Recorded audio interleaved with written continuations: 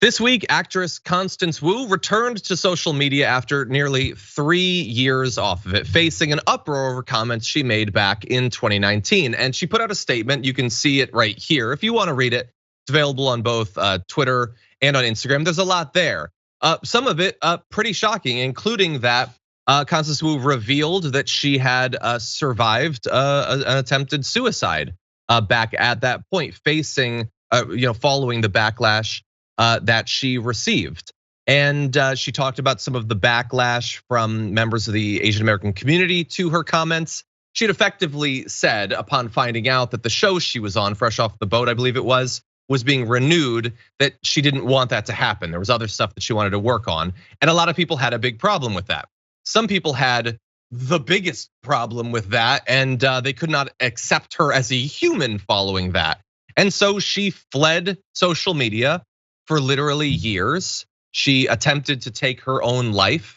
And now she's talking about the need not only for a little bit more acceptance, but also particularly in the Asian American community, she says there's not enough of a respect or culture of taking care of your mental health, particularly through therapy. And so there's a national study actually back in 2007, it reported that while nearly 18% of the general US population sought mental health services in 1 year, only 8.6% of Asian Americans did as well. There's a lot of social stigma and everything. And so especially considering the risk of further harassment against her, she knows that it exists. The fact that she would come out and reveal all of this, I think is, I think it's probably gonna be very helpful to a lot of people, River, but what do you think? Oh, I mean, I agree. My first response is just concern for her safety again for doing this, but my hope is that in the time that she spent off of social media, eventually was able to come to a place of safety in herself, which is what it seems like, but I do think that it's not, we talked about this at the top of the show of people saying like, oh, it's just a live mention or whatever. And like, social media can very easily be a very dangerous place for anyone.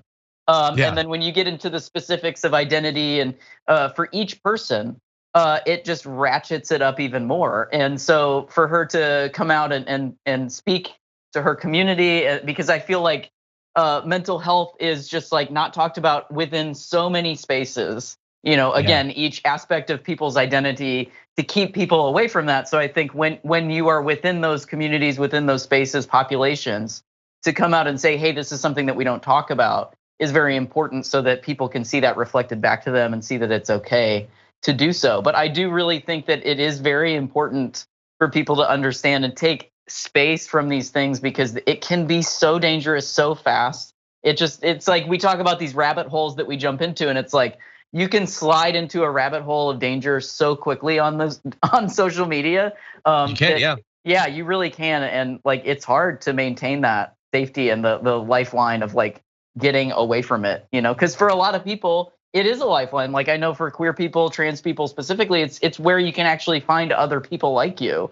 Sure. When you're in isolated cities, rural communities and stuff, it can be this lifeline that's also so dangerous so quickly for anybody. But I think too I think the actor's name is Rosemarie Tran, who is just like chased off of social media for simply existing, for simply being in a movie that people didn't want her to be in. And it's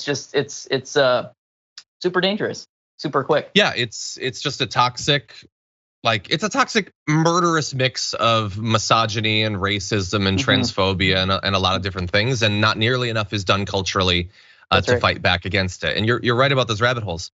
I spent a couple of minutes. Oh, people are saying it's Kelly Marie Tran. Thank you, Kelly Marie. Thank you. Yes, she was driven off. I don't think she's back on social media. I think no, she's not. It for her on she's social absolutely media. not. I looked at the comments, the YouTube comments below the latest Lord of the Rings show trailer, and I don't want to be a human anymore. Yeah. People are so messed up. Anyway, that's a longer conversation we unfortunately don't have time for. What I do want to say though is that a lot of people I know experience these thoughts or other mental health issues. Apparently 20% of American adults experienced a mental health illness back in 2019. And there always has been numbers you can call, their groups for support, but it actually just this week has become a little bit even more convenient. If you're experiencing these sorts of thoughts and you want someone to talk to, the National Suicide Prevention Lifeline launched a new 3-digit number, allowing people to call or text 988 to route them to a hotline of trained counselors starting Saturday. It's going to be available across the entire United States. It is a dedicated line.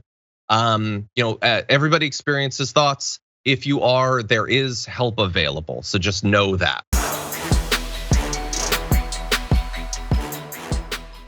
For more political news, breakdowns, interviews, stories of activism, and me trying my hardest to care about the occasional big celebrity news story, subscribe to our YouTube channel at youtube.com/The Damage Report.